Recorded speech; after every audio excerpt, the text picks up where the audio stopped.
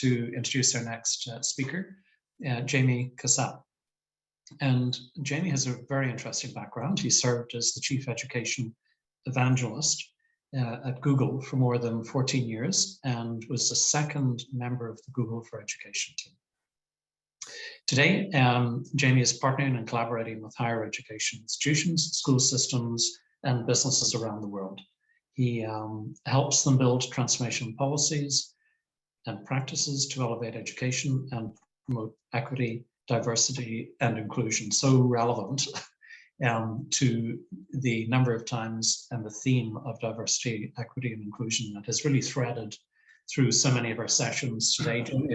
It's wonderful to have you speak at this point, actually, in the conference in that regard. He also serves as an advisor to dozens of organizations focused on learning, skill development, and understanding and embracing the future of work. So Jaime, welcome to the Future of Learning, and over to you. Thank you, Tony. Thank you very much for having me. So a couple of kind of housekeeping items. Number one, pointing the wrong way. That right there, that's Luna. That's my dog. She might have something to say in the conference, just letting you know. She's currently my assistant and my partner. This is why I'm really bad at returning emails.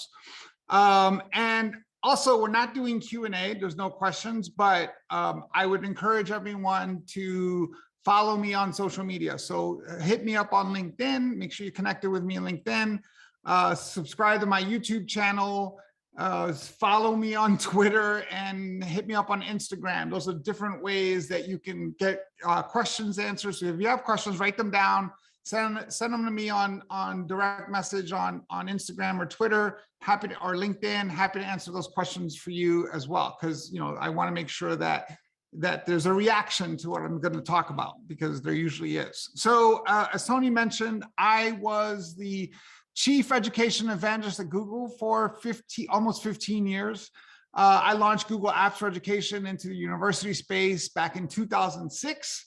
I had a crazy idea of launching Google Apps into K-12 a couple years later, so did that. By the time I left Google, we had about 125 million active users around the world using these tools. But the craziest idea I had during my time at Google was taking a concept of a Chromebook and bringing it to education when nobody internally thought it was a good idea. And that was my claim to fame internally at Google.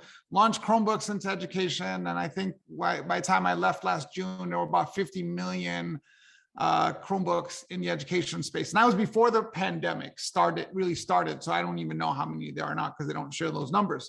Anyway, I left last June, and I've been working with a number of organizations across the world on equity issues, access issues, education issues, both in higher ed and K-12. And as I mentioned through my social media, I'm an author. I've written a book for children. I'm in the process of writing 2 other books. I'm a photographer. And so I'm a bunch of different things. All right, so that's who I am. What I want to talk about is human skills. What I want to talk about is problem solving. And the way I want to do that is by framing where we are in the world. And what I mean by that is, with all this technology, with everything, the ability to do what we're doing now, and and being overwhelmed by technology and Zoom fatigue and all these things that we talk about, the advancement of technology, what I want everyone to understand and realize is that we are at the very, very, very, very, very, very, very beginning of this. I hope I emphasize that enough. We are cavemen and women when it comes to technology. We are literally striking 2 logs going, look, fire. That's the phase that we're in, because what's coming is insane. And I'll give you an example to kind of frame it for you. Google had a breakthrough in quantum computing right before I left. And I'm not going to get into what the definition of quantum computing is, but the breakthrough was this. If you take one of those mathematical equations that just spins forever, it would take the world's most powerful supercomputer 10,000 years to process that equation, right? The breakthrough that Google had with their quantum computer was they did it in 200 seconds. 10,000 years, 200 seconds. Another way to think about the quantum computer, and this is the quantum computer that Google had in 2019, right? In 2019, in technology age was like, 37 years ago. The quantum computer that Google had in 2019, and this is a hard number to grasp, was 168 million times faster than the world's most powerful supercomputer. 168 million times faster. So technology is coming at us. We can't even comprehend what's coming at us. We don't even understand what we're going to be able to do with technology. We're not just talking about automation and warehouse jobs and robotics. We're talking about writing and reading and creating and computers coding each other, and the idea that my iPhone has to get an update and someone has to type ones and zeros and send it to my phone as an update is primitive compared to what's coming. My phone, in a very short amount of time, will basically be alive. It'll be able to program itself locally and individually customized to me. That's coming, right? So I'm not trying to scare you with this idea that technology is coming. What I'm trying to point out is that what we need to do right now in education, both in K-12 and higher ed, and if you are a young person, what you really need to focus on is doubling down on what I call human skills, right? Problem solving, critical thinking, collaboration, the ability to learn, creativity. That's the package I came up with. There's different versions of that package. We've been talking about these things for so long that another name for this is 21st century skills, right? Well, we're 22 years into the 21st century. So we're still talking about 21st century skills. These are absolutely critical, essential skills, not just for now, but for the future. And it's important to think about that because those are the differentiators between machines and humans are human skills, those things. And so what we need to do is make sure we're focused on that. If you want to trigger me, there's lots of ways to trigger me, but if you want to trigger me, call them soft skills. They're not soft. I'm 53 years old. I haven't mastered any of those skills. They're not soft. They are hard, very hard. They're harder than any technical skill I've ever developed. They are hard to develop and you have to constantly practice them, right? So understand that is the future, is to focus on human skills. And I want to talk about a couple of them because there are a list of priorities that we need to focus on. Out of that list, the one that we need to pay the most attention to is the ability to learn, right? 30 years ago, when I graduated from college or graduate school, lifelong learning was the thing that we talked about. We've been talking about lifelong learning. It is real now. We have to focus on building skills on a consistent basis, and learning how to learn is the most important thing. So, and it's a mindset, right? So it's this idea that I can't tell you how many professionals I meet. I mean, people who make millions of dollars and people who are CEOs and VPs of companies and across the board, people who come to me and say, you're very creative. I'm not very creative. Or they'll say, I talk to educators all the time, professors all the time, college people all the time, who say, I talked to a 35-year-old woman yesterday who said, I'm just not good with technology. I'm just not tech savvy, right? Well, my response to these folks, and this is why I don't have a lot of friends, my response to these folks is, no, you've chosen not to be creative. You've made a choice not to be good with technology. It's okay that you made that choice, but own it. Because everything that you need to learn to be good at anything is out there. And it's literally a matter of choice. And it's a mind shift. It's thinking about things in a different way. So for example, I would never say I'm a bad cook. I'm not a bad cook. I've just chosen not to be a good cook. And there's a world of difference between those two statements because I just chose not to spend my energy and time learning how to cook. Could I learn how to cook? Yes. Could I be a master chef? Probably not. But if I worked 10,000 hours, that old myth, or if I worked for 5 years practicing cooking and then still couldn't cook, then I could say I'm just a bad cook, right? So it's a mindset to shift, to think about it in a different way. So everything that you need to learn is out there. Everything that you want to learn is out there. So the ability to learn is critical. I have a 7-year-old. She's in 1st grade. I could care less what subjects she's learning. I want her to read better, I want her to write better, and I want her to understand math better.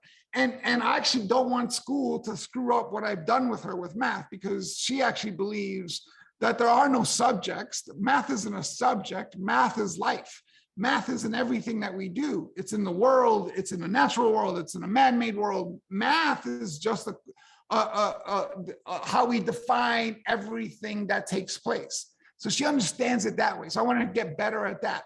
But in terms of subjects, I don't care what the subjects are. If she wants to learn about, the ancient art of shoelace tying, that's great. If she wants to learn why, I'm here in Sedona, Arizona, if she wants to learn about why rocks are red, that's great. I don't care, as long as she's learning those skills: problem solving, critical thinking, collaboration, the ability to learn, creativity. Those are the most important things to focus on. So that's number one, the ability to learn. Never ever say I am not good at something. Make a choice as to whether you want to be good at it or not, and then stick to that choice, right? So that's one. The second thing to point out of these skills to focus on is around problem solving. And we do a terrible job in the education space with young people in this regard. So if you're a young person, most of the time you get the question, what do you want to be when you grow up? Right? And as you get older, the question changes, but it's the same question that people ask my 7-year-old. What do you want to be when you grow up? And then that turns into, so what do you want to study when you grow up? Then that turns into, what do you want to do in your career? All that, that's the same question. What do you want to be when you grow up? It's a bad question. It wasn't a bad question 50 years ago when jobs were stable and jobs were consistent and you could define what a job was.